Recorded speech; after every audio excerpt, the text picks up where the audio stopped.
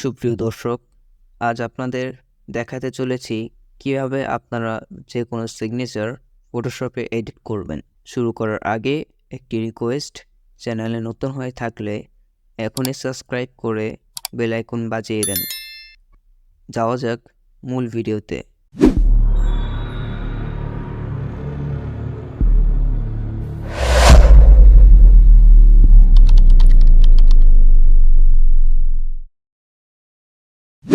So আপনাকে প্রথমে Adobe Photoshop open করতে হবে।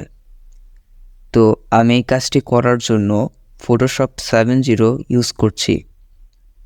ওপেন হওয়ার পর কিবোর্ডের কন্ট্রোল ও প্রেস করুন। এরপর ফোল্ডার থেকে কাঙ্ক্ষিত ফাইলটি সিলেক্ট করে ওপেনে ক্লিক করুন। তারপর সিগনেচারের অংশটুকু সিলেক্ট করে অল্টার আইপি দ্বারা ক্রপ করুন। তারপর কন্ট্রোল এম প্রেস করে থার্ড ফিল্টার আইকনে ক্লিক করুন। এরপর স্ক্রিনে ট্যাপ দিন।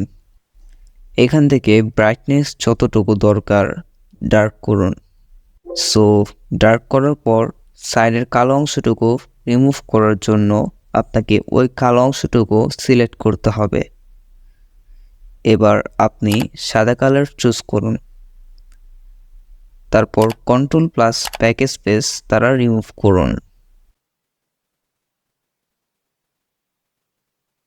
এবার ক্রপ করুন। এখন অল্টার আই দুইবার প্রেস করুন। এখান থেকে রেজলিউশন 300 করে দিন।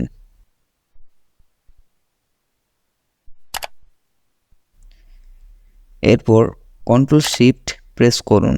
ফোল্ডার সিলেক্ট করে রিনেম দিন। তারপর সেভে ট্যাপ দিন। এইখান থেকে মন মতো কোয়ালিটি সিলেক্ট করতে পারেন। দেন ওকেতে প্রেস করুন। তো এভাবেই আপনারা যে কোনো সাইন এডিট করতে পারবেন। ভিডিওটি ভালো লাগলে লাইক দিয়ে আপনার মূল্যবান মতামত অবশ্যই কমেন্ট করে জানাবেন। ধন্যবাদ।